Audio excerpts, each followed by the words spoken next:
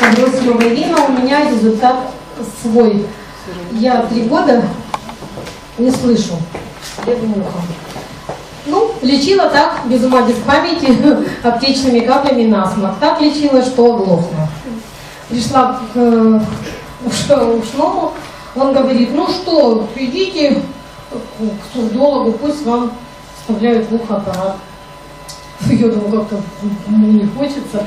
И вот тут буквально слушаю вебинар Краснова, и там отзывы говорят, что вот прошла тугоухость.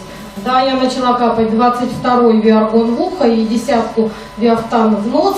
Ну, извините меня, ну как бы 3 года глухоты, и сейчас уже появились звуки, это просто, я считаю, прогресс. Без аппарата, без каких-то капель аптечных.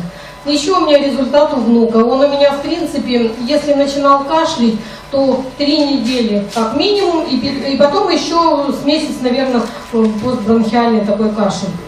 Наш 9-й виаргон делает просто чудеса. Мне его 30-го привезли в гости с кашлем, причем очень страшным, такой лающий кашель. Я думаю, ну все, ребенок у меня заболел. Пока он у меня был 30 числа, я ему капельки, 2 капельки капала в ингалятор.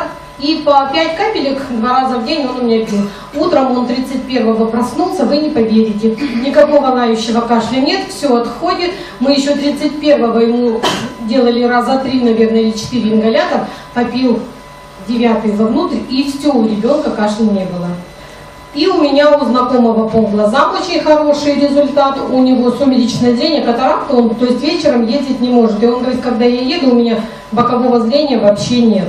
Он стал капать наши виафтаны, буквально через 2 недели звонит мне и говорит, Ириш, я ведь вечером езжу, и боком уже начинаю видеть. Так что наши капли действительно чудо и творят чудеса. Спасибо большое.